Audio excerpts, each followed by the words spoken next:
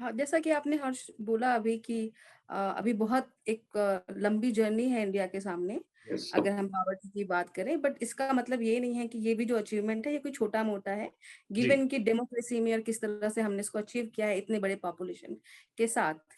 तो इसी के बाद मैं एक जो दूसरा क्वेश्चन पूछने जा रही हूँ वो बहुत इससे जुड़ा हुआ भी है और अलग भी है। मैं जैसे अभी हम कोविड के बाद की वर्ल्ड की बात कर रहे हैं, तो इसमें बहुत सारी अनिश्चितता देखते हैं हम अराउंड द जी। वर्ल्ड। उसके बिल्कुल। अलावा हम एग्जाम्पल्स भी देख रहे हैं अपने नेबरहुड में ही, श्रीलंका में जो जो हो रहा है, यूक्रेन रशिया के वॉर भी हो रहे हैं।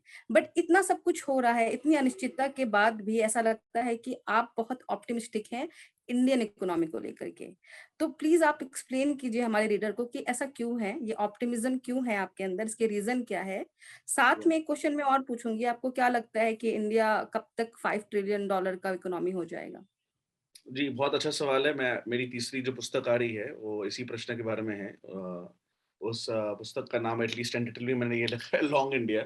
सो अब मैं आपको अपनी पुस्तक का हाइपोथेसिस ऑब्वियसली 10-15 मिनट में तो नहीं बता सकता, लेकिन मैं कोशिश करूँगा आपको जितना रैपिडली समराइज़ कर सकूँ, आपके और खालिद और व्यूअर्स के लिए। अ, तो एकदम बिल्कुल सही बात करी आपने कि दुनिया में बहुत अनसर्टेनिटी है, बहुत वॉलेटिलिटी है एंड एक्चुअली आयरॉनिकली उसके कारण India becomes even more attractive. See, जब दुनिया में एक स्टेबल ग्लोबलाइजेशन होती है जो बहुत कम होता है, maybe there was a moment in the 90s कि जब कोल्ड वॉर खत्म हो गया था और 9/11 हुआ नहीं था, तब भी एक्चुअली ईस्टर्न यूरोप में बाल्कन्स में कुछ झमेले चल रहे थे, इधर उधर अफ्रीका में कहीं ना कहीं चल रहे थे, बट चलो on the whole the image was, globalization is going to go only in one direction, almost unidirectional framework. Volatility एक तरीके से खत्म हो गई थी लोगों के मन में। एंड उसके बाद फिर 9/11 हुआ, फिर 2007-8 का फाइनेंशियल क्राइसिस हुआ, अम, फिर चाइना का राइज हुआ। जो अमेरिका का बहुत बड़ा बेट ये था कि अगर चाइना अमीर हो जाएगा तो वो डेमोक्रेटिक बन जाएगा। वैसा हुआ नहीं, बल्कि वो एक तरीके से और अथॉरिटेरियन बन गया। और फिर obviously now this pandemic happened and then आपने जो कहा, अभी यूक्रेन रशिया का लेटेस्ट क्राइसिस है। तो वर्ल्ड में जब बहुत वॉलेटिलिटी ज्यादा बढ़ जाती है, तब एक्चुअली नेशन स्टेट की वैल्यू और बढ़ जाती है, because then there is one big political entity which serves the purpose of an umbrella, right? I mean जो चाणक्य ने लिखा था कि भाई मत्स्य न्याय नहीं होना चाहिए, the rule of fish नहीं होना चाहिए, rule of law होना चाहिए। And what happens is very small polities in a very free and open and peaceful globalization world actually have a lot of advantages, because बड़े countries में तो एक inefficiency होनी है, एक ब्यूरोक्रेसी होनी है, नहीं चाहते भी थोड़ा सेंट्रलाइजेशन तो होगा ही, तभी तो वही कंट्री है, तो उसमें एक इनएफिशिएंसी होगी। तो then if your Hong Kong it's great in a world of peaceful globalization, but जहाँ पे थोड़ी volatility हो जाती है, then size starts to matter, because then क्या होता है कि when free trade, unilateral free trade starts to break down, कभी reality में पूरा था भी नहीं, लेकिन जिस तरीके की तरफ जा रहा था, then you have negotiating power for with respect to foreign technology, foreign companies. आज अगर इंडिया एक कंट्री नहीं 20 कंट्रीज होते, जो इन अ वे अगर आप देख सकते हैं तो सब सहारन अफ्रीका की रियलिटी है, राइट? आई मीन एकदम एकदम नॉर्थ अफ्रीकन जो मुस्लिम पॉपुलेशन है, बर्बर्स, उनको हटा भी दूं तो रफली their population is comparable or slightly less than that of India, but they are divided in different countries and obviously much larger area, the geographical problems hai, but there is an incipient African consciousness. India में वो process civilizational time से चल रहा है, एक different context है इधर, but modernity ने इसको और accelerate कर दिया. We have one nation state. So now what happens is when you say कि if I have this import tariff, if you I'll treat you equally, but अगर आप इंडिया में मैन्युफैक्चर करेंगे तो आपको वो टैरिफ नहीं देना पड़ेगा, चाहे फॉरेन टेक्नोलॉजी है, आप अपना रखिए टेक्नोलॉजी, आप प्रॉफिट लेके जाए। तो लोग बोलते हैं यार इतना बड़ा मार्केट है, और इतना बड़ा अगर नहीं भी है तो फ्यूचर में 5-7 साल में बन सकता है, तो मैं इस मार्केट को छोड़ नहीं सकता हूँ। therefore you end up negotiating with that political entity which is the nation state or civilization state of India. So you have some what is known as monopsony power, right? Monopoly होता है जब बेचने वाला एक होता है, monopsony होता है जब खरीदने वाला एक होता है, इकोनॉमिक टर्म्स है। So we have partial monopsony power. So China ने भी एक तरीके से इकोनॉमिक लेवरेज, आप साइज को यूज कर रहे हैं अपने। So what happens is then, which is why so much startup investing happens along with other reasons in India, because सबको लगता है you cannot miss out on this market, even if it is right now more potential than reality. You cannot miss out on that. And because that is one entity, so that is the first thing to understand, that economic growth happens based on political stability. And the next stage is economies of scale. Why economies of scale? Adam Smith ने famously कहा था, what is economic growth? Economic growth comes from specialization. मतलब कि अगर एक ही जन shirt भी बना रहा है, पैंट भी बना रहा है और टोपी भी बना रहा है, वो बहुत अच्छे से नहीं बनाएगा. लेकिन अगर एक जन सिर्फ टोपी बना रहा है, वो बेटर बनाएगा. एक जन और भी टोपी का सिर्फ एक धागा बनाएगा, वो और भी अच्छा बनाएगा. स्पेशलाइजेशन कैसे होती है? जब मार्केट बहुत बड़ा होता है. मार्केट बड़ा मतलब कि अगर ऑब्वियसली वो एक जन एक टोपी का धागा तभी बनाएगा जब वो लाखों करोड़ों लोगों को बेच सकता है. अगर वो खाली 10-20 हजार लोगों को बेच सकता है तो वो शायद पूरी टोपी बनाएगा, वो खाली धागा बनाने पे फोकस नहीं करेगा. सो दी productivity depends on specialization. Specialization depends on the size of the market. Size of the market depends on the interconnected market. एक political stability हो, infrastructure हो. पहले यूपी और बिहार के गांव में अगर आप नीलकंठ मिश्रा के क्रेडिट स्विस के रिपोर्ट्स पढ़ें, जब ये रूरल रोड्स अच्छे नहीं थे तो गांव वाले खुद के अपने अपने कपड़े सीते थे. और आज से 10-15 साल पहले की बात है. लेकिन अब हर गांव में आपका एफएमसीजी पहुंच गया, स्नैक्स पहुंच गए, कपड़े पहुंच गए, कॉटन के कपड़े पहुंच गए, अदर कपड़े. तो नाउ अब वो घर की औरतें अब वो वाला काम नहीं कर रही. Now they buy it off the market. So that's how an economy grows and commercialization happens. Internal infrastructure, external negotiation करने का थोड़ा leverage, political stability, financial stability, and most importantly in the long term, better and better human capital. So in India, especially below the age of 25, there is near 100% literacy. 100 नहीं तो 95 होगी. Below the age of 15 तो almost 100% है. And more significantly, it's equal for men and women. Now, literacy का मतलब ये नहीं कि the quality of education is great. ऐसा नहीं है. But some of the metrics that we see are also a bit too not representative. जिस प्रथम का जो सर्वे आता है एजुकेशन को लेके, वो खाली रूरल स्कूल से फोकस करता है, अर्बन पे नहीं करता है. हम कई बार चाइना के बहुत अच्छे एजुकेशन के बारे में सुनते हैं, बट वो दैट वाज जो पीसा स्कोर था वो खाली शंघाई का था फॉर एग्जांपल, और खाली शंघाई और बीजिंग का था. So problems हैं, but the direction is very very clear. There is a larger market with better human capital, better physical infrastructure. Political stability होने से क्या होता है कि a government can take a bit risky decisions, and one form of risky decision is to take long gestation investments, right? अगर आप एक शहर में मेट्रो बनाते हैं तो 3-4 साल के लिए तो सड़कें एकदम chaotic हो जाती हैं, मतलब आना जाना, बल्कि शॉर्ट टर्म में ट्रैफिक भरता है, एक्चुअली शॉर्ट टर्म में नॉइज भरता है, शॉर्ट टर्म में एयर पोल्यूशन भरता है. बहुत सारे शहरों में बन रहा है अभी मेट्रो, बट एक बार वो बन जाता है then it's a great productivity booster. तो इसी तरीके से देयर आर रिफॉर्म्स जिसमें एक जे कर्व होता है, short term pain, long term gain. The government ने मिस्टेक्स भी करी हैं, इंक्लूडिंग दिस गवर्नमेंट ने, बट उनके because of this political strength, जो उनको 2 on the trot simple majority मिली है, they been able to do their version, their understanding of Modinomics. But I am bullish over and beyond just one political party. Why? Because even a political party winning power is endogenous. हमें endogenous का हिंदी में क्या शब्द बोले, in the sense कि that is also part of the system that has been baked into the cake. कि because society is rising, there is more intermingling. एक Indian identity ज़्यादा forge हो रही है. Within the Indian identity, the Hindu identity is being forged. लोगों के caste differences कम हो रहे हैं, लोगों के ethno-linguistic differences हैं और रहेंगे, लेकिन पहले से कम हो रहे हैं. तो उससे क्या होता है, एक नेशनल मैंडेट्स आ रहे हैं. अगर आप इंडियन इलेक्शंस देखेंगे, even when the BJP loses in the state elections for example, बहुत क्लियर मैंडेट्स आ रहे हैं. पहले की तरह हंग इलेक्शंस कम हो रहे हैं. सो उससे क्या होता है कि एक इन्वेस्टर्स को एक पॉलिटिकल स्टेबिलिटी मिलती है. You may not like that person, but you know that there is stability. So because of these various reasons, and finally we are starting from very low base. We are at $2,200-$2,500 से थोड़े कम है आज per capita income में. Again that is not cost of living adjusted, तब शायद वो $8-9,000 हो जाएगा. But America is $70,000-$75,000 plus. And my simple question to people is, even before getting into all the technical details, in the long run, one average Indian is as competent or as incompetent as an average American.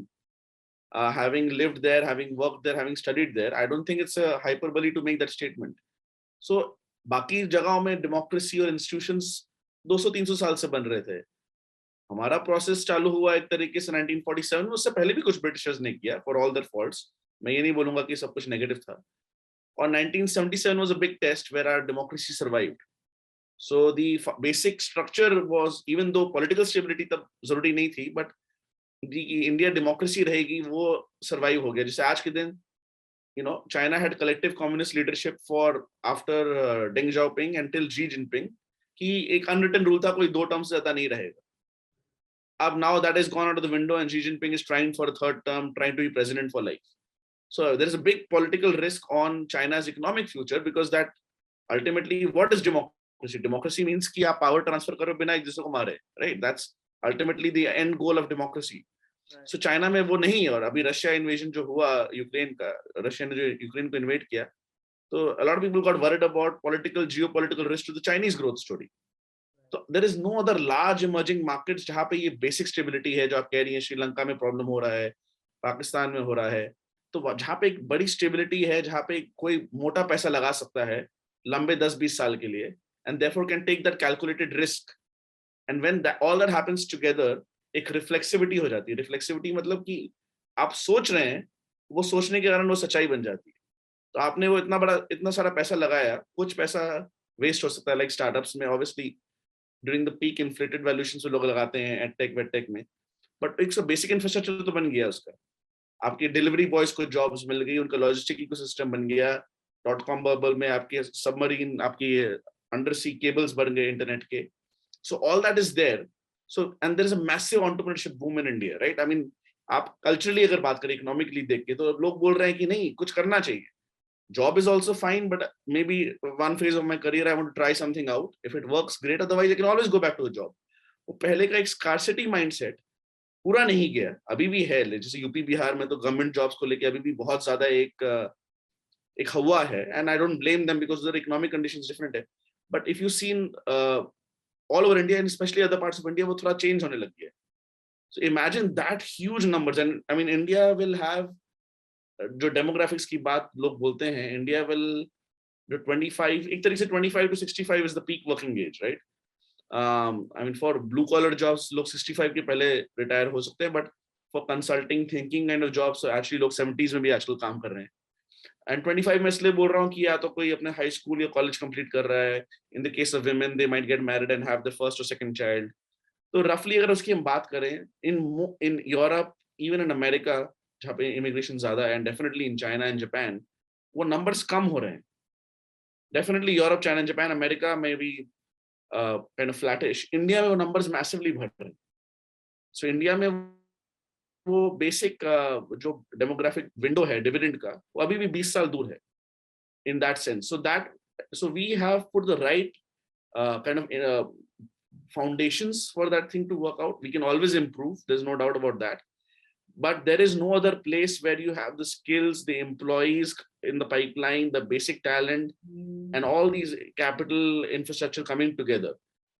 Therefore there, as it becomes bigger and bigger, इसको snowball effect हो जाता है, in the sense कि आज हम 3 trillion है, अब आपने 5 ट्रिलियन पे आता हूँ मैं. 5 ट्रिलियन का आपने सवाल पूछा. नरेंद्र मोदी प्राइम मिनिस्टर, उनकी गवर्नमेंट ने FY25, which is basically calendar year 2024, right, which is April 2024 to March 2025, उन्होंने $5 ट्रिलियन का गोल बोला. बहुत लोग नहीं मानते, मैं आज भी मानता हूँ वो हो जाएगा. ऑब्वियसली अब डॉलर की वैल्यू थोड़ी कम है क्योंकि यूएस में इन्फ्लेशन बढ़ रहा है, तो रियल टर्म्स में वो 5 ट्रिलियन की वो वैल्यू नहीं है जो शायद 2 साल पहले थी.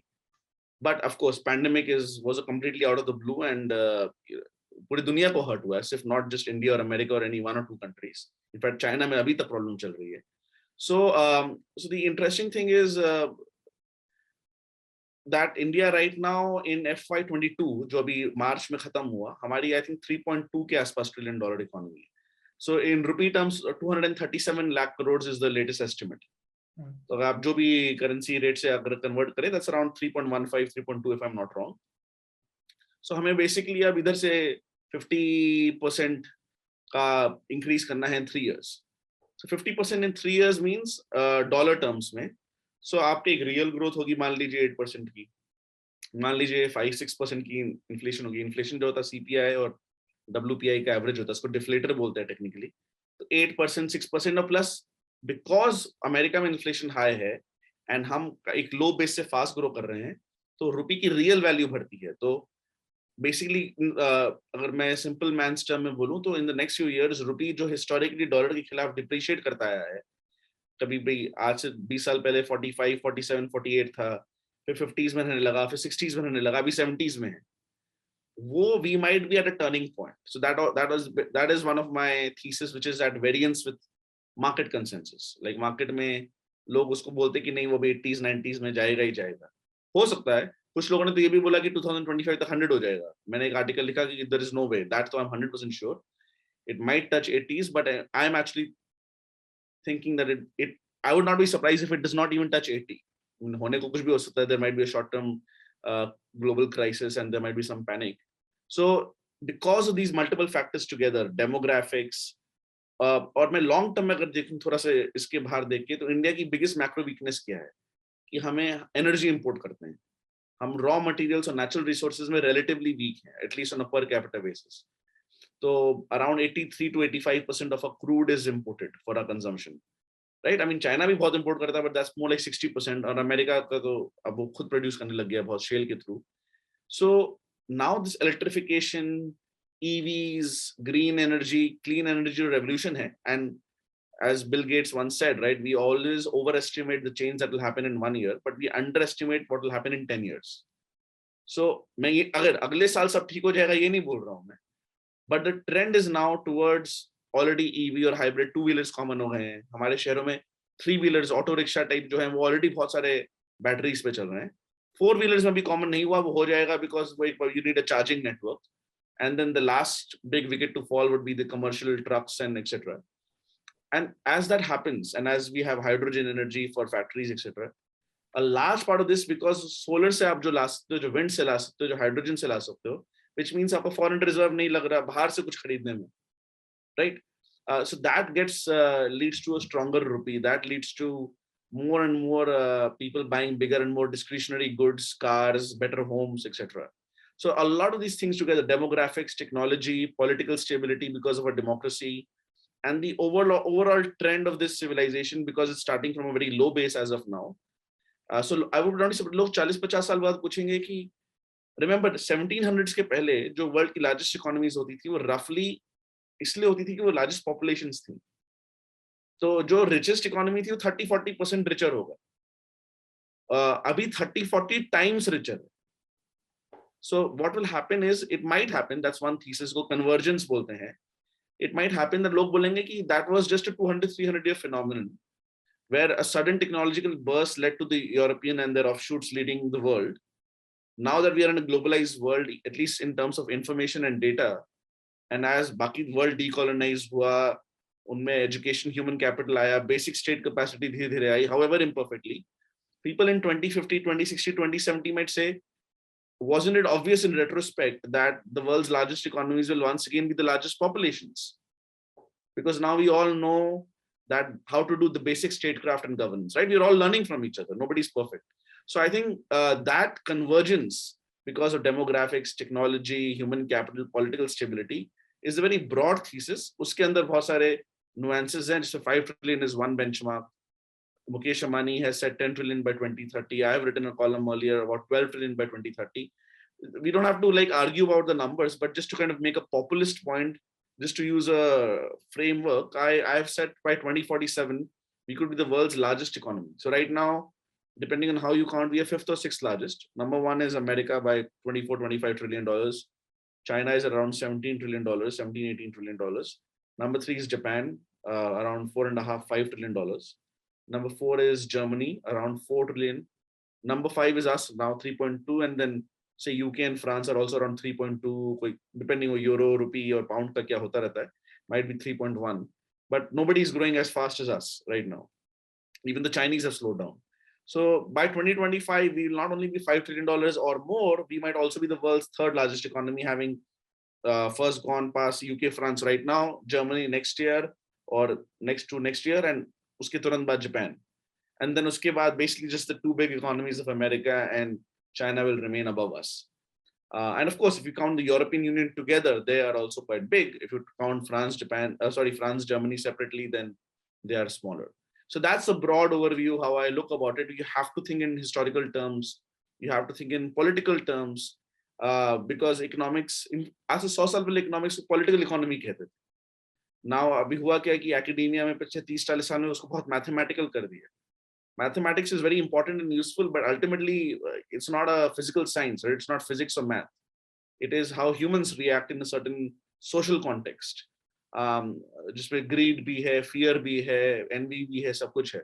So that's how I come at it. And right or wrong, the thing is I eat my own cooking in the sense that I'm bullish on India. As Khalid said, I am professionally an investor.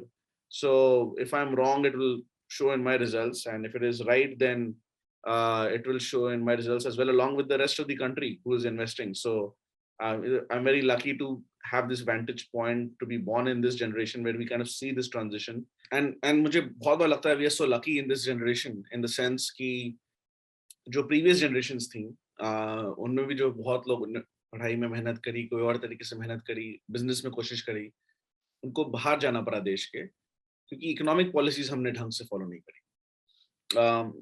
कुछ ठीक भी थी, लेकिन बहुत बार एक self inflicted wounds था.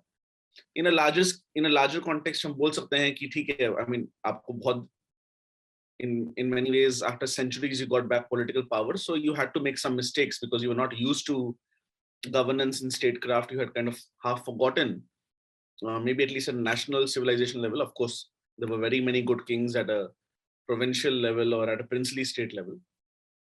So now we are very lucky where at least a lot of these things are finally catching up. I mean, just as a very small point, Raghuram Rajan, the former governor of RBI, said, आप services पे focus करो, manufacturing पे मत करो, आप China को copy मत करो. उन्होंने एक आर्टिकल लिखा था, किसी के साथ को ऑथर किया था. पर ultimately that's just a straw man, right? It's not either और. आप दोनों कर सकते हो. सर्विसेज में because of this hybrid work, जो एक तरीके से हम बात कर रहे हैं जूम पे, ये बेसिक जूम या स्काइप की टेक्नोलॉजी तो पहले भी थी. इनफैक्ट पॉडकास्ट पहले भी होते थे, लेकिन वर्किंग में उसको यूज करना, उसमें एक टैबू था कि अगर आप एक सीरियस प्रोफेशनल हैं तो आप क्लाइंट से मिलेंगे या अपने टीम से मिलेंगे, वो इन पर्सन ही होना चाहिए ना. Of course in person is better in many ways in many cases, but कई बार आने जाने में इतना टाइम और पैसा बर्बाद हो जाता है. It's better to do a quick call, right? Despite the technology being there, उसके बारे में टैबू था. Now it is accepted, it has been normalised. Even as we go back to hybrid work, we will never fully let go of this video format, for example. उससे क्या होता है कि Indian talent को एक next level of outsourcing हो सकता है, बिकॉज आज एक एंट्री लेवल एक मैनहट्टन में analyst in any very serious field would probably not get all in less than $100,000, right? Now India में that is 75 lakh rupees. India में तो कोई एक similar talent का like boy or girl, like a young man or woman might work for 10-15 lakh rupees in a place like Pune or Hyderabad and have a very good middle class lifestyle with that, right? So that opportunity of not just doing call centers or BPOs or not even just IT services, but imagine the opportunities across fields of law, finance, business in general. All important people can now have one junior analyst in India.